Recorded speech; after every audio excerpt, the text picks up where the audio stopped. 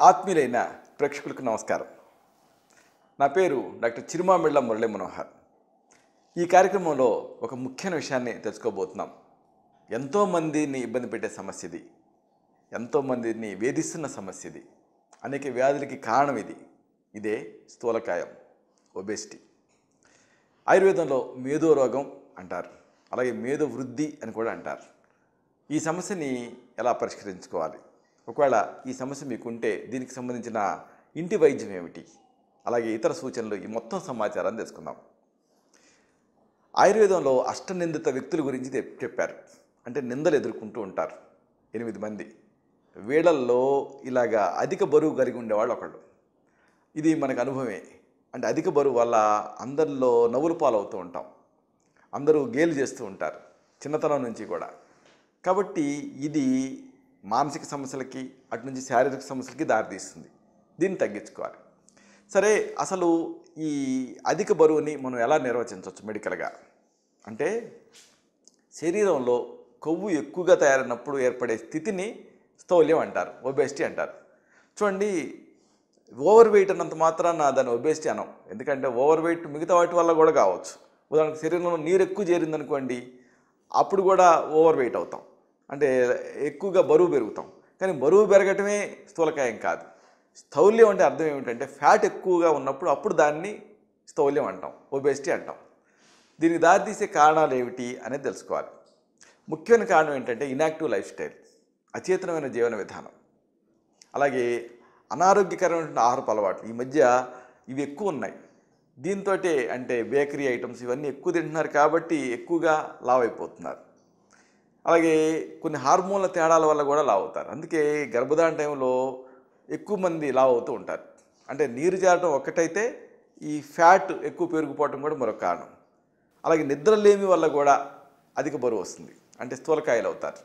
అలాగే కొన్ని రకాల మందులు వాడే సందర్భాలలో కూడా ఎక్కువగా శరీరంలో ఫ్యాట్ చేరుతుంది, ముఖ్యంగా యాంటీ డిప్రెసెంట్స్, అలాగే డయాబెటీస్ కోసం వాడే మందులు, అలాగే మూర్ఛ వ్యాధి కోసం వాడే మందులు, స్టీరాయిడ్స్ మెయిన్ కాజ్ లావు అవడానికి, స్థౌల్యానికి. అలాగే బీటా బ్లాకర్స్, వీటన్నిటి వల్ల ఆ శరీరంలో ఈ కొవ్వు అనేది ఎక్కువ చేరుతూ ఉంటుంది. అలాగే కొన్ని రకాల వ్యాధి స్థితుల్లో కూడా ఈ స్థూలకాయం అనేది తయారవుతూ ఉంటుంది. ఉదాహరణకు polycystic ovary disease, PCOD, PCOS అంటారు. ఈ సమస్య ఉండే వాళ్ళల్లో శరీరంలో కొవ్వు ఎక్కువ చేరుతుంది. అలాగే కూషింగ్స్ సిండ్రోమ్, ఈ సమస్య ఉన్నా, లేదా థైరాయిడ్ వ్యాధులున్నా, లేకపోతే కీళ్ళ వ్యాధులున్నా, ఇలాంటి వాటన్నిటిలో కూడా ఈ మేధో రోగం అంటే స్థూలకాయం అనేది వచ్చే అవకాశం ఉంటుంది. ఇలాంటి ఈ అధిక బరువుని, ముఖ్యంగా ఈ ఎక్కువగా కొవ్వు చేరటం వల్ల వచ్చేటువంటి అధిక బరువుని ఎలా తగ్గించుకోవాలి, దీనికి చక్కటి ఔషధాలు ఉన్నాయి, తెలుసుకుందాం. ముఖ్యంగా మీకు చెప్పాల్సిన మొదటి ఔషధం, అందరికీ వీలయ్యే ఔషధం ఏంటంటే తేనె, నీళ్లు. తేనె అలాగే గోరువెచ్చని నీళ్లు, వీటిని తీసుకుంటే ఈ బరువు తగ్గుతారు. ముఖ్యంగా ఈ స్థౌల్యం తగ్గుతుంది, స్థూలకాయం తగ్గుతుంది. ఇదేమిటి అని అనుమానం వస్తుంది చాలామందికి. అంటే తేనె తీపి పదార్థం కదా, తేనెను తీసుకుంటే బరువు ఎలా తగ్గుతారు అన్న అనుమానం వస్తుంది. అసలైనటువంటి స్వచ్ఛమైనటువంటి తేనెలో కషాయ రసం ప్రధానంగా ఉంటుంది. పైగా తేనెలో అనేక విటమిన్లు, మినరల్స్ ఇవన్నీ ఉంటాయి. ఇక్కడ ఒక ముఖ్యమైన విషయం మనం గుర్తుంచుకోవాలి. బరువు తగ్గాలంటే వ్యాయామం చేయాలి. ఈ వ్యాయామం చేయాలంటే మళ్ళీ నీరసం రాకూడదు. కాబట్టి మళ్ళీ నీరసం రాకూడదని ఏదైనా తింటే మళ్ళీ ఆయాసం వస్తుంది, దాంతో వ్యాయామం చేయలేరు. మరి వ్యాయామం చేయాలి, నీరసం రాకూడదు, ఎనర్జెటిక్గా ఉండాలి. ఏమిటి పరిష్కారం అంటే తేనె, నీళ్ళే పరిష్కారం. నీళ్ళల్లో, గోరువెచ్చని నీళ్ళల్లో తేనె కలుపుకొని తీసుకుంటూ ఉంటే గ్లూకోజ్ తీసుకున్నట్టుగా ఎనర్జెటిక్గా ఉంటుంది. గ్లూకోజ్లోనేమో ఎంటీ క్యాలరీస్ ఉంటాయి, తేనెలోనేమో అనేక ఇతర సూక్ష్మ పోషకాలు, వైటమిన్లు, మినరల్స్ ఉంటాయి. కాబట్టి అన్నిటికి మించి రుచిగా ఉంటుంది. కాబట్టి ఇలాగా తేనెను వేడి నీళ్ళలో కలిపి తీసుకుంటే టీ, కాఫీలకు బదులుగా ఎనర్జెటిక్గా ఉంటుంది, బరువు తగ్గడానికి సహాయపడుతుంది.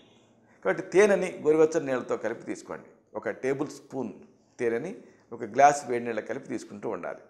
చక్రదత్త చెప్పినటువంటి చక్కని చికిత్స ఇది.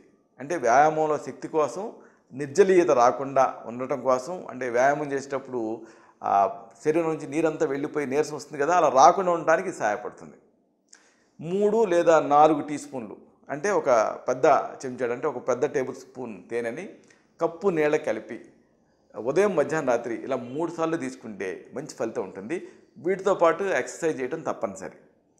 ఇలాంటిదే మరొక మంచి ఔషధాన్ని తెచ్చుకుందాం. ఇది పైన ఎక్స్టర్నల్గా వాడుకోవాల్సినటువంటి ఔషధం. ఉలవలు. ఉలవలతో పిండి తయారు చేసుకొని దీన్ని వాడుకుంటే ఆ ఫ్లాబీనెస్ అంటే చర్మం వేలాడటం, స్థూలకాయంతో ఇలాంటి సమస్య ఉండదు. ఉలవల్ని మెత్తగా పిండిగా తయారు చేసుకొని శరీరం మీద డస్టింగ్ పౌడర్ లాగా చిలకరించుకొని బాగా వేడి పుట్టేలా రుద్దుకోండి. ఉద్వర్తనం అంటారు ఆయుర్వేదంలో. దీంతో ఆ అదనపు చర్మం కింద చేరినటువంటి అదనపు కొవ్వు కలుగుతుంది. ఇలా ఉదయం సాయంత్రం 2 సార్లు కూడా చర్మం మీద ఉలవ పిండిని చల్లుకొని బాగా నలుగు పెట్టుకొని తర్వాత గోరువెచ్చని నీళ్ళతో స్నానం చేస్తూ ఉంటే ఆ చర్మం కింద చేరినటువంటి అదనపు కొవ్వు కలుగుతుంది. అంటే చర్మం రీఅరేంజ్ అవుతుంది. ఇక ఇలాంటిదే లోపలికి వాడాల్సిన చక్కని ఔషధం ముల్లంగి రసం. ఈ ముల్లంగి రసాన్ని తీసుకుంటే కూడా మంచి ఫలితం ఉంటుంది. తాజా ముల్లంగి రసాన్ని అంటే ముల్లంగిని దుంపని చిన్నగా తరిగి గ్రైండర్లో వేసి రసం తీసి ఈ రసాన్ని తాగుతూ ఉండాలి. 3 టీ స్పూన్ల మోతాదుగా, అంటే దీని డోస్ ఎంత అంటే 3 టీ స్పూన్లు ముల్లంగి రసం. ఇలాగా ఉదయం మధ్యాహ్నం, ఉదయం 3 టీ స్పూన్లు, రాత్రి 3 టీ స్పూన్లు, మధ్యాహ్నం 3 టీ స్పూన్లు, 3 పూట్ల దీన్ని తీసుకుంటూ ఉంటే ముల్లంగి రసాన్ని అధిక బరువు తగ్గుతుంది, ముఖ్యంగా స్థౌల్యం తగ్గుతుంది. ఇలాంటిదే స్థూలకాయాన్ని తగ్గించే మరొక ఔషధం. మీకు కావాల్సింది విడంగాల చూర్ణం, అలాగే తేనె. ఈ విడంగాల్ని వాయు విడంగాలు అంటారు. మిరియాల్లాగా చిన్నగా ఉంటాయి. ఇవి ఆయుర్వేద మూలికల అంగడిలో దొరుకుతాయి. ఈ విడంగాలకి కూడా ఈ అధిక బరువుని, ముఖ్యంగా అధిక కొవ్వుని తగ్గించే తత్వం ఉంది. తేనెతో కలిపి తీసుకోవాలి. అంటే విడంగాల పొడిని ఒక అర టీ స్పూన్ నుంచి టీ స్పూన్ వరకు తీసుకొని తగినంత తేనెను కలిపి తీసుకోవాలి. అంటే అర టీ స్పూన్ విడంగాల పొడిని ఉదయం ఒకసారి, రాత్రికి ఒకసారి తేనెతో కలిపి తీసుకుంటూ ఉండాలి. దీంతో అధిక బరువు తగ్గుతుంది. ఇక ఇలాంటిదే మరొక చక్కని ఔషధం గుగ్గిలం. శుద్ధి చేసినటువంటి గుగ్గిలాన్ని వాడితే గుగ్గులు లిపిడ్స్ ఈ అధిక బరువు తగ్గడానికి సహాయపడతాయి. ముఖ్యంగా ఈ శరీరంలో చేరినటువంటి ఫ్యాట్ తగ్గడానికి సహాయపడతాయి. గుగ్గుల్ని నేరుగా కాకుండా శుద్ధి చేసి వాడుకోవాలి. ఈ గుగ్గులు క్యాప్సూల్స్ కూడా దొరుకుతున్నాయి ఈ మధ్య, వీటిని వాడుకోవచ్చు. లేదా మీకు మీరే ఈ గుగ్గిలాన్ని తెచ్చుకొని శుద్ధి చేసి ఆ ముద్దని గోరువెచ్చని నీళ్ళతోటి తీసుకోవాలి. ఏడాది పాతబడినటువంటి గుగ్గిలం అయితే మంచిది. దీన్ని 1 నుంచి 2 గ్రాముల మోతాదుగా ఈ శుద్ధి చేసిన గుగ్గిలాన్ని ఉదయం సాయంత్రం రోజుకి 2 సార్లు చొప్పున తీసుకుంటూ ఉండాలి. గుగ్గుల్ని ఎలా శుద్ధి చేయాలి అంటే గుగ్గిలాన్ని మూటగా కట్టండి. మూట కట్టి త్రిఫలాల్ని అంటే కరక్కాయ, తానికాయ, ఉసిరికాయ నీళ్ళలో వేసి మరిగించి కషాయం సిద్ధం చేయండి. ఇప్పుడు ఈ మూట కట్టినటువంటి ఈ గుగ్గిలాన్ని ఆ త్రిఫలా కషాయంలో వేసి బాగా మరిగించండి. అప్పుడు ఆ మూటలో నుంచి ఆ త్రిఫలా కషాయంలోకి ఆ గుగ్గులంతా దిగుతుంది. ఇప్పుడు ఏం చేయాలంటే బాగా మరిగించాలి. అంటే ఆ త్రిఫలా కషాయంలోకి గుగ్గిలో ఎక్స్ట్రాక్ట్ దిగుతుంది కదా, బాగా మరిగించాలి. నీటి ఆవిరంతా అంటే నీటి అంశంతా ఆవిరైపోయేలాగా మరిగించాలి. అప్పుడు మళ్ళీ గుగ్గిలం గడ్డగడుతుంది. దానికి చివరిలో నెయ్యి కలిపితే అప్పుడు మీకు శుద్ధ గుగ్గిలం అనేది సిద్ధం అవుతుంది. దీన్ని ఇలాగ శుద్ధి చేసి వాడుకుంటూ ఉండాలి. స్థూలకాయంలో కొన్ని అనుబంధ లక్షణాలు ఉంటాయండి. అంటే నిద్ర పట్టదు, గురకు వస్తూ ఉంటుంది, నిద్రలో ఊపిరి ఆగిపోతూ ఉంటుంది, స్లీప్ ఎప్నియా అంటారు. అలాగే వెన్ను నొప్పి వస్తూ ఉంటుంది, మోకాళ్ళు అరిగిపోతూ ఉంటాయి, చెమట ఎక్కువగా వస్తూ ఉంటుంది, శరీరంలో వేడిగా అనిపిస్తూ ఉంటుంది. అలాగే ఈ చర్మపు ముడతలు ఉంటాయి కదా, అక్కడ ఇన్ఫెక్షన్స్ వస్తూ ఉంటాయి, చర్మం పైన దద్దులు తయారవుతూ ఉంటాయి. అలాగే కొద్దిగా శ్రమ చేశారనుకోండి ఆయాసంగా అనిపిస్తూ ఉంటుంది. అలాగే పగటిపూట నిస్త్రాణగా మగతగా అనిపిస్తూ ఉంటుంది. అన్నిటికీ మించి డిప్రెషన్ ఆవహిస్తూ ఉంటుంది. ఇలాంటి వీటన్నింటినీ ఎదుర్కోవటం ముఖ్యం. కాబట్టి ఏం చేస్తారంటే పెద్ద ఛాలెంజ్ ఈ స్థూలకాయంలో బాగా ఆకలి వేయటం. ఆకలిని మీరు ఎలా కంట్రోల్ చేసుకుంటారు అంటే సెలైవేషన్, అంటే ఈ సెలైవా అనేది ఎక్కువ ఉత్పత్తి అయిందనుకోండి, అప్పుడు ఆకలి తగ్గుతుంది. కాబట్టి చూయింగ్ గమ్ నవలండి. అంటే మధ్యాహ్నం భోజనం తర్వాత ఒక 15 నిమిషాల చొప్పున ఈ చూయింగ్ గమ్ నవ్వులుతూ ఉంటే మీరు తిన్న ఆహారం నుంచి క్యాలరీల గ్రహింపు అనేది తగ్గుతుంది. అలాగే వెజిటబుల్ జ్యూసులు బాగా తాగుతూ ఉండండి. ఈ అధిక బరువులో ఒక పెద్ద ఛాలెంజ్ ఏంటంటే ఆకలి, విపరీతమైన ఆకలి. ఈ ఆకలిని ఎలా కంట్రోల్ చేసుకోవాలి? దీనికి ఒక మంచి ఉపాయం ఏంటంటే చూయింగ్ గమ్. చూయింగ్ గమ్ నమిలారనుకోండి, అప్పుడు లాలాజలం ఎక్కువగా ఉత్పత్తి అవుతుంది. దీంతో ఆకలి కంట్రోల్లోకి వస్తుంది.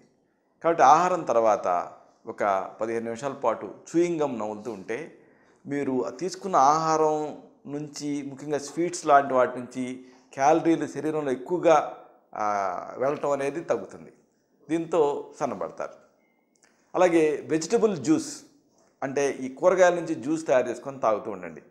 టీలు, కాఫీలు, కూల్ డ్రింక్స్, పండ్ల రసాలు వీటికి బదులుగా వెజిటబుల్ జ్యూస్ తాగారనుకోండి, అప్పుడు మీరు ఈ అధిక స్థౌల్యం అనేది తగ్గుతుంది. అంటే ఆ ఫ్యాట్ అనేది తగ్గుతుంది. అలాగే మరొక మంచి ఉపాయం ఏంటంటే సోడా తాగటం. అంటే మీరు ఈ కూల్ డ్రింక్స్ తాగాలనిపించినప్పుడల్లా కూడా చక్కగా శీతల పానీయాలు తాగాలనిపించినప్పుడల్లా కూడా సోడా తాగండి. ఇలాగా సోడా తాగితే ఏమవుతుందంటే పొట్ట నిండుగా ఉంటుంది, ఎందుకంటే దాంట్లో గ్యాస్ ఉంటుంది కాబట్టి. అదేవిధంగా దీంట్లో క్యాలరీలు ఉండవు కాబట్టి మీరు లావెక్కేటువంటి భయం ఉండదు, సన్నబడతారు. అలాగే గ్రీన్ టీ కూడా ఒక మంచి పరిష్కారమే.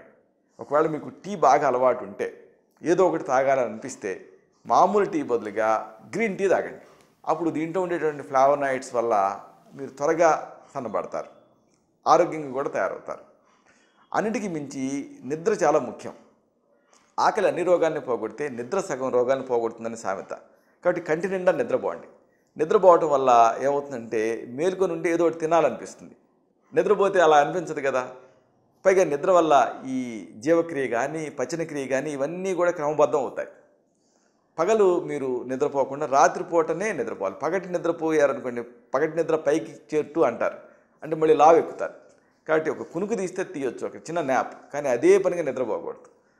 పగలు నిద్రపోకుండా రాత్రి నిద్రపోండి. అలాగే మాంసాహారం బదులుగా శాకాహారం తీసుకోండి. ఇక్కడ విషయం ఏంటంటే మాంసాహారంలో ఈ ప్రోటీన్తో పాటు కొవ్వు కూడా ఉంటుంది.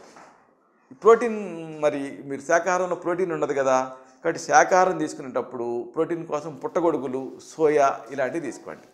ఇలాగా మీరు ఈ జాగ్రత్తలన్నీ తీసుకుంటూ అవసరమైతే కొన్ని ఔషధాలు కూడా వాడుకోవాల్సి ఉంటుంది. మీ నాడిని బట్టి, మీ తత్వాన్ని బట్టి వీటిని ప్రిస్క్రైబ్ చేయాల్సి ఉంటుంది.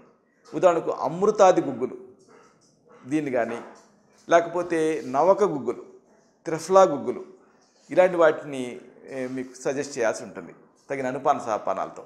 అప్పుడు ఈ అధిక బరువు, స్థూలకాయ సమస్యను మీరు జయించవచ్చు. ఇలాంటి మరొక ఆసక్తికరమైన విషయాన్ని తిరిగి ఇదే కార్యక్రమాల పరంపరలో మనం కలుసుకున్నప్పుడు సవివరంగా, సహేతుకంగా, సమగ్రంగా తెలుసుకుందాం. అంతవరకు సెలవు. శుభం.